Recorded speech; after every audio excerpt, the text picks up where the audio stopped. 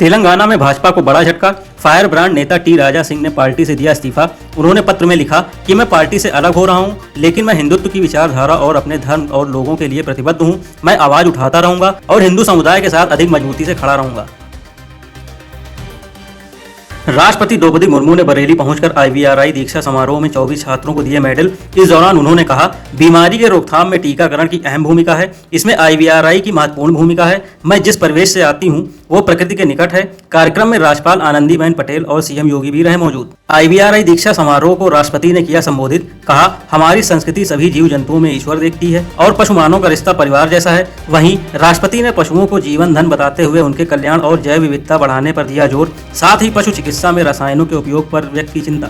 वाराणसी में रिसाइकिल और रीयूज के माध्यम से पर्यावरण संरक्षण का दिया जा रहा संदेश। वेस्ट टू वंडर के जरिए अपनी पहचान खुद बता रही हैं काशी की सड़कें और चौराहे। शहर के 37 चौराहों और सड़कों पर रिसाइकिल और रीयूज के तहत स्क्रैप का इस्तेमाल कर तैयार किए गए स्कल्पचर। दार्जिलिंग में मदरसे में पढ़ने वाली किशोरी का मौलाना अलाउद्दीन ने किया अपहरण। किशोरी को बहला फुसलाकर दार्जिलिंग से मुरादाबाद लेकर आया आरोपी। मुरादाबाद दार्जिलिंग पुलिस ने जॉइंट ऑपरेशन चलाकर किशोरी को बरामद कर आरोपी को किया गिरफ्तार। वहीं किशोरी को अपने साथ वापस ले गई दार्जिलिंग पुलिस। संभल में बारिश ने रोका याकूब शाह अली चिश्ती दरगाह की शिफ्टिंग का काम। दरगाह के फाउंडेशन के लिए खोदे गए 3 फीट गहरे गड्ढे में भरा बारिश का पानी। बाल्टियों की मदद से पानी निकालने में जुटे मजदूर। इमारत को सड़क से 35 फीट पीछे करना है शिफ्ट। पूरा हो चुका है प्रशासन द्वारा दिया गया अल्टीमेटम। बुलंदशहर में मदरसे में पढ़ने वाले मासूम बच्चों के साथ मौलाना ने किया कुकर्म। जानकारी होने पर परिजनों ने मदरसा पहुंचकर किया हंगामा। सूचना पर पहुंची पुलिस ने परिजनों की तहरीर पर मौलाना के खिलाफ दर्ज किया केस। वहीं आगे की जांच पड़ताल में जुटी पुलिस। प्रयागराज में एक दलित किशोरी को मतांतरण कराकर जिहादी बनाने का हुआ प्रयास। पुलिस ने दरकशा बानो और उसके सहयोगी कैफ को किया गिरफ्तार। गरीब लड़कियों को पैसे का लालच देकर मतांतरण कराती है दरकशा। किशोरी को दिल्ली और केरल ले जाकर मतांतरण का बनाया गया दबाव। बलरामपुर में कुछ युवकों ने नमाज पढ़ने गए एक 7 साल के बच्चे का किया अपहरण। कब्रिस्तान के पास बंधक बनाकर बच्चे पर किया जानलेवा हमला। गंभीर रूप से घायल बच्चे को अस्पताल में कराया गया भर्ती। वहीं पुलिस मामले की तहरीर मिलने के बाद आगे की तफ्तीश की कह रही बात। हेट स्पीच मामले में अब्बास अंसारी की अपील को अपर जिला जज MP MLA कोर्ट ने सुनवाई करते हुए फैसला किया सुरक्षित। 5 जुलाई को आएगा फैसला। 31 मई को MP MLA कोर्ट ने अब्बास को सुनाई थी 2 साल की सजा। इस मामले में अब अब्बास की बढ़ती दिख रही मुश्किलें। मुजफ्फरनगर में मुस्लिम व्यक्ति ने युवती से की छेड़छाड़। इस घटना के बाद युवती और उसके परिजनों ने विरोध जताकर की व्यक्ति की पिटाई। इसके बाद आरोपी को किया पुलिस के हवाले। वहीं आरोपी को हिरासत में लेकर पूछताछ कर आगे की कार्रवाई में जुटी पुलिस।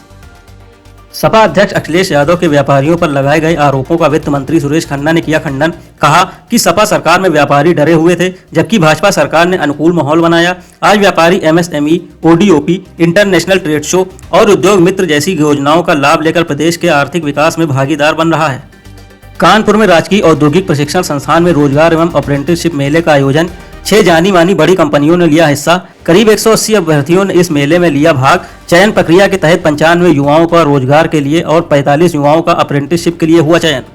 शाहगंज में RSS का शिक्षा वर्ग का आयोजन। वर्ग के दूसरे दिन शिक्षार्थी स्वयं सेवकों में दिखा काफी उत्साह और समर्पण। वर्ग में राष्ट्र सेवा, अनुशासन, शारीरिक दक्षता और वैचारिक विकास पर दिया जा रहा विशेष बल। लखनऊ में चारबाग आउटर पर वंदे भारत ट्रेन पर पथराव। अयोध्या से आनंद विहार जा रही थी वंदे भारत ट्रेन। पत्थर से चेयर कार बोगी C11 की खिड़की का टूटा शीशा। वहीं मामला दर्ज करने के बाद RPF ने शुरू की जांच। लखनऊ में कारोबारी ने पत्नी और बेटी संग जहर खाकर दी जान। सूचना पर पहुंची पुलिस को बरामद हुआ सुसाइड नोट, जिसमें लिखा है, हम कर्ज से परेशान हैं, बैंक से लोन लिया था जिसे चुका नहीं पा रहे हैं, हमारे पास जान देने के अलावा कोई रास्ता नहीं है। जबलपुर में महिला ने किसान की बेरहमी से की हत्या। पुलिस की पूछताछ में आरोपी महिला ने खुद को बताया खुशी तिवारी, लेकिन वास्तव में साइबो बानो के रूप में हुई उसकी पहचान। जमीन के लालच में महिला ने ली किसान की जान। फिलहाल पुलिस ने आरोपी महिला को गिरफ्तार कर शुरू की आगे की कार्रवाई। श्रावस्ती में पुलिस ने गोवध के मामले में मुनव्वर और मुनसरीफ नाम के 2 आरोपियों को किया गिरफ्तार। आरोपियों के पास से गोवंश के अवशेष, अवैध तमंचा, जिंदा कारतूस और 2 बांका बरामद। दोनों के खिलाफ पहले से दर्ज हैं कई मुकदमे। गोवंश की चोरी और गोमांस बेचने से जुड़े हैं दोनों आरोपी। GST ने 2024-25 में 22.8 लाख करोड़ का अब तक का सबसे अधिक सकल संग्रह किया दर्ज, जो साल दर साल 9.4% की वृद्धि दर्शाता है। 30 अप्रैल 2025 तक 1.84 लाख करोड़ रुपए रहा औसत मासिक संग्रह। 1.51 करोड़ से अधिक है सक्रिय GST पंजीकरण। वक्फ कानून पर बीजेपी प्रवक्ता सुधांशु त्रिवेदी का बयान। कहा, RJD और सपा का समाजवाद नमाजवाद है। विपक्षी गठबंधन संविधान के खिलाफ है। संविधान कूड़ेदान में नहीं फेंकने देंगे। कुरान में वक्फ बोर्ड का जिक्र नहीं है। अभिनेता नसीरुद्दीन शाह ने दिलजीत दोसांझ का किया सपोर्ट।